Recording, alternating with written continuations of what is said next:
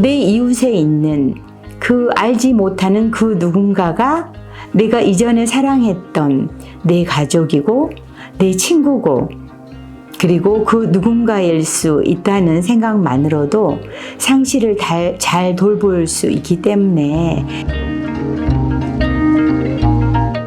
안녕하세요. 그림책으로 삶과 죽음에 대한 이야기를 들려드리는 그대함의 임경희입니다.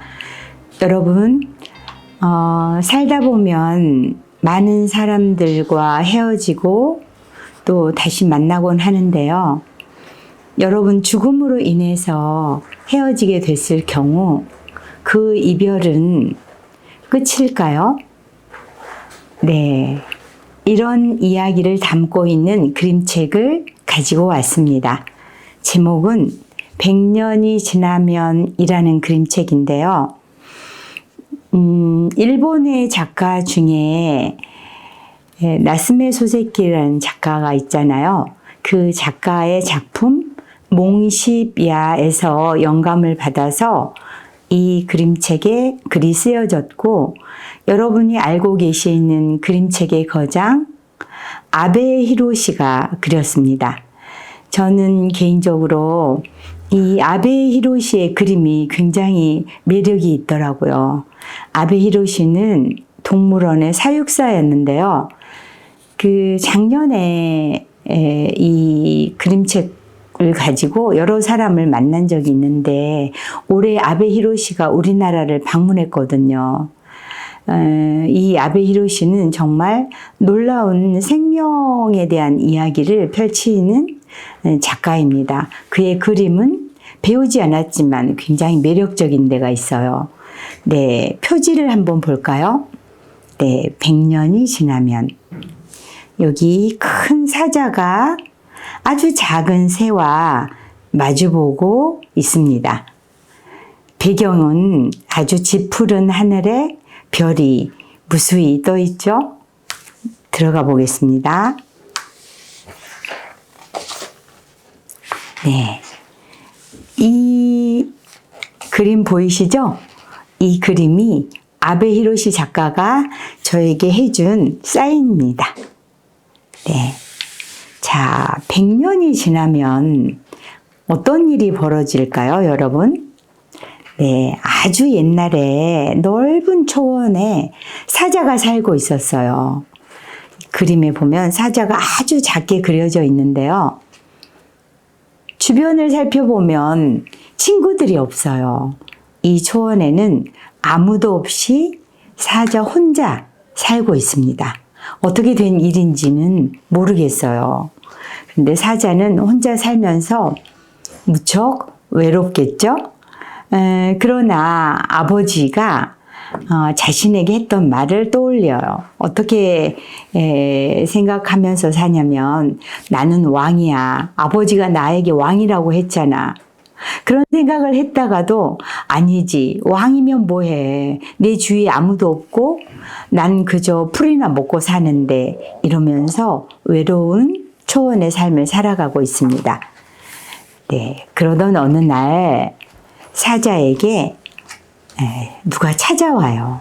그게 누구냐? 작은 새예요. 근데 작은 새와 이렇게 사자가 마주보고 있잖아요. 그런데 작은 새를 이렇게 사자가 유심히 살펴보니까 뭔가 이상한 거예요. 깃털도 뭔가 건강해 보이지 않고 너덜너덜한 몸을 갖고 있는 새였죠. 그래서 사자가 유심히 바라보는데, 새가 사자에게 말합니다. 나에게 와. 나를 먹으라고 하죠. 그렇지만 사자는 새와 친구가 되기로 해요. 그래서 그때부터 그들은 함께 아무도 없는 초원에서 살아가게 됩니다. 그런데 어느 날 새가 사자의 등 위에서 바닥으로 툭 떨어져요. 실수해서 떨어진 게 아니라 일부러 떨어집니다. 그러면서 사자에게 이런 말을 해요. 나 이제 갈 거야 라고 말합니다. 여러분, 외로운 두 존재가 서로 의지하고 살아가는데 갑자기 예고도 없이 나는 가겠다고 하면 어떤 기분이 들까요? 사자가 물어봐요. 어디로 갈 거냐고. 그랬더니 아주 먼 곳으로 가겠다고 합니다. 여러분이 의지하고 있는 그러한 친구가 가겠다고 하면 어떻게 대답하시겠어요? 네, 사자는 나도 가겠다고 새한테 매달립니다. 그러나 사자는 새랑 같이 떠날 수 없다는 걸 이미 알고 있어요. 새는 왜 떠난다고 했을까요? 네, 자신의 생명이 거의 다 마지막에 다다랐다는 것을 알아챈 겁니다. 그런데 사자가 엉엉 울면서 같이 가자고 매달리거든요.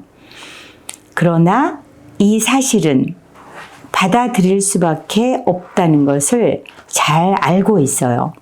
그래서 사자는 새에게 물어봅니다. 그럼 우리 또 만날 수 있어? 라고. 네, 새가 뭐라고 했을까요? 네, 또 만날 수 있다고 합니다. 그래서 사자가 또 물어요. 언제? 네, 여러분 언제 만날 수 있을까요? 새가 이렇게 말합니다. 100년이 지나면.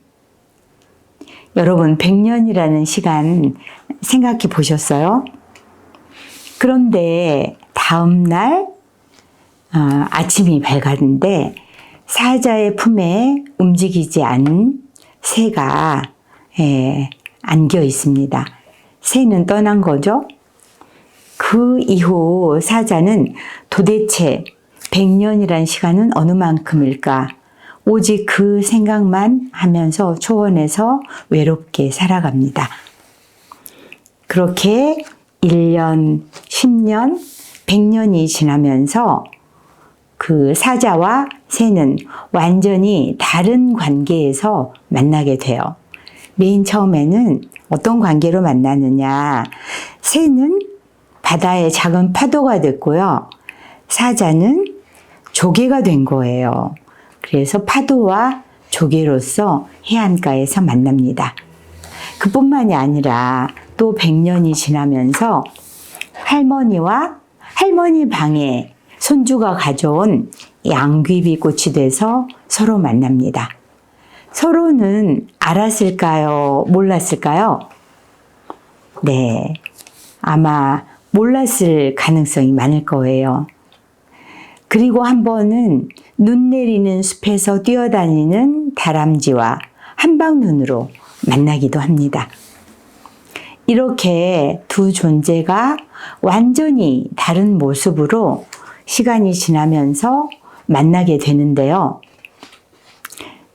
이 작가는 이들의 만남을 어떤 마무리로 독자에게 보여줄까요? 네, 여러분 궁금하시죠? 직접 책에서 한번 만나보시기 바랍니다. 마지막 장면에서 어떤 소녀의 얼굴이 보이는데요. 그 사이 이야기가 궁금하신 분들은 꼭 책을 한번 보시고요. 저는 이 책을 우리 사회의 사회적 참사로 또는 개인적인 사별로 힘들어하시는 유족들에게 꼭 읽어드리고 싶어요. 그리고 지금 호스피스에서 사별가족 돌봄을 하고 있는데요. 사별가족들에게도 이 책을 읽어드리고 있습니다. 왜냐하면 그분들이 정말 이 사자와 새처럼 서로 아끼고 사랑하면서 지냈는데 죽음으로 인해서 끝이라는 생각 때문에 힘들어 하시잖아요. 그러나 시간이 지나면서 내 이웃에 있는 그 알지 못하는 그 누군가가 내가 이전에 사랑했던 내 가족이고 내 친구고 그리고 그 누군가일 수 있다는 생각만으로도 상실을 잘 돌볼 수 있기 때문에 이 책을 읽어드리곤 하는데요. 사별가족 한 분이 저에게 그런 이야기를 하시더라고요. 사별의 상실을 돌봄받기 위해서 많은 강의를 들었고 많은 책을 읽었는데 이 100년이 지나면이라는 그림책이 주는 위로가 너무나 온기 있고 내가 앞으로 살아갈 힘을 준다는 말씀을 하셨어요. 100년이 지나면 채 100년이 지나기도 전에 이분은 내 주위에 있는 모든 사람들을 다시 보게 됐다는 거예요. 그래서 제가 어떻게 다시 보았는지 여쭤봤더니 어쩌면 내가 미워하는 그 누군가도 100년 전에 나와 한 집에서 사랑하면서 아끼면서 살았던 그 누구일 수 있다는 생각이 든다는 거죠. 그리고 나아가서 힘들지만 함께 살아갈 힘을 얻게 된다는 말씀을 하셨습니다. 저는 이 책을 통해서 여러분에게 질문을 드리고 싶어요. 여러분에게는 지금 어떤 이별이 있나요? 그리고 앞으로 떠나보낼 누군가가 있다면 그 떠나보냄 자체로서 끝일까? 아니면 우리 마음속에 남아있는 사랑으로 계속 이어질까? 여러분만의 개인적인 사연들이 있겠지만 질문을 한번 품어보시고 여러분만의 따뜻한 시간을 가져보시기 바랍니다. 네, 100년이 지나면 이시 무스미 글 아베 히로시 그림 엄혜숙 선생님이 옮기신 그림책이었습니다. 여러분 반드시 꼭 직접 책으로 만나보시기 바랍니다. 네, 수고 많으셨습니다.